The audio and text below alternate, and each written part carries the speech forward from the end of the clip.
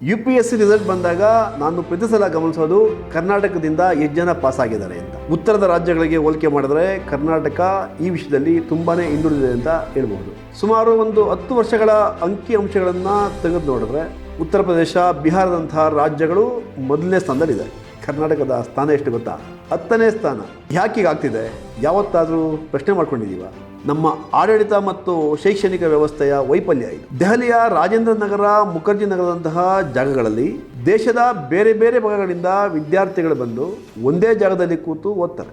ಅಲ್ಲೊಂದು ಸ್ಪರ್ಧಾತ್ಮಕ ವಾತಾವರಣ, ನಿರಂತರ ಚರ್ಚೆ ಶುರುವಾಗ್ತದೆ. ಇವೆಲ್ಲವೂ ಸಹ ವಿದ್ಯಾರ್ಥಿಗಳು UPSC ಪರೀಕ್ಷೆ ಪಾಸ್ ಮಾಡಲಿಕ್ಕೆ ಅನುವು ಮಾಡಿಕೊಡ್ತವೆ.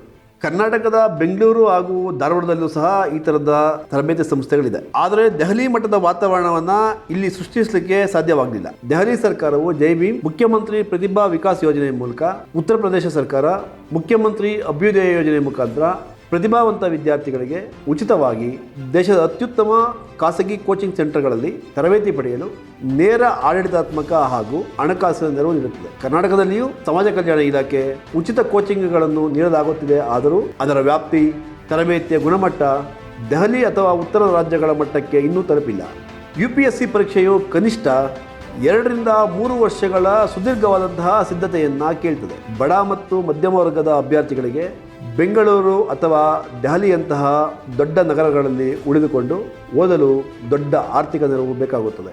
ಬೇರೆ ರಾಜ್ಯಗಳು ಪ್ರಿಲಿಮ್ಸ್ ಪಾಸ್ ಮಾಡಿದ ತಕ್ಷಣ ಮೈನ್ ಪರೀಕ್ಷೆಯ ಸಿದ್ಧತೆಗಾಗಿ 50,000ದಿಂದ 1 ಲಕ್ಷದವರೆಗೂ ನೇರ ನಗದು ಸಹಾಯ ಮಾಡುತ್ತದೆ. ಕರ್ನಾಟಕದಲ್ಲಿ ಇಂತಹ ಯೋಜನೆಗಳು ಇದ್ದರೂ ಸಹ ಯೋಜನೆ ಅನುಷ್ಠಾನದಲ್ಲಿ ನಿರಂತರತೆ ಮತ್ತು ಪ್ರಚಾರದ ಕೊರತೆ ಎದ್ದು ಕಾಣುತ್ತದೆ. ಹಿಂದಿ ಭಾಷಿಕ ರಾಜ್ಯಗಳಲ್ಲಿ UPSCಗೆ ಬೇಕಾದಂತಹ ಗುಣಮಟ್ಟದ ಪುಸ್ತಕಗಳು, ಮಾಸಿಕ ಪತ್ರಿಕೆಗಳು, ಪ್ರಚಲಿತ ವಿದ್ಯಮಾನಗಳನ್ನು ಹಿಂದಿಯಲ್ಲಿಯೇ ಸುಲಭವಾಗಿ ಲಭ್ಯವಾಗುವಂತೆ ಮಾಡಿದೆ. ಕರ್ನಾಟಕದಲ್ಲಿ ಕನ್ನಡ ಮಾಧ್ಯಮದಲ್ಲಿ UPSC ಬರೆಯುವಂತಹ ಅಭ್ಯರ್ಥಿಗಳಿಗೆ ಗುಣಮಟ್ಟದ ಸ್ಟಡಿ ಮೆಟೀರಿಯಲ್ಗಳ ಕೊರತೆ ತುಂಬ ಇದೆ. ಕನ್ನಡ ಪುಸ್ತಕ ಪ್ರಾಧಿಕಾರ ಅಥವಾ ಭಾಷಾ ಇಲಾಖೆಗಳ ಮೂಲಕ UPSC ಸಿಲೆಬಸ್ ಪುಸ್ತಕಗಳನ್ನು ಕನ್ನಡಕ್ಕೆ ಭಾಷಾಂತರಿಸಿ ಕಡಿಮೆ ಬೆಲೆಯಲ್ಲಿ ಸಿಗುವಂತೆ ಮಾಡುವಲ್ಲಿ ಆಡಳಿತಾತ್ಮಕ ನಿರಾಸಕ್ತಿ ಎದ್ದು ಕಾಣುತ್ತಿದೆ. ಕರ್ನಾಟಕದಲ್ಲಿ ಆಗಿರತಕ್ಕಂತಹ ಅಭಿವೃದ್ಧಿಯೂ ಸಹ ಒಂದು ರೀಸನ್. ಸುಲಭವಾಗಿ IT-BT ಕಂಪನಿಯಲ್ಲಿ ಉದ್ಯೋಗ, ಲಕ್ಷಾಂತರ ರೂಪಾಯಿ ಸಂಬಳ ಇವೆಲ್ಲ ಸಿಕ್ಕಾಗ 3-4 ವರ್ಷ ಕಷ್ಟಪಟ್ಟು ಓದಿ ನಾಗರಿಕ ಸೇವೆಗೆ ಯಾಕೆ ಬರಬೇಕು?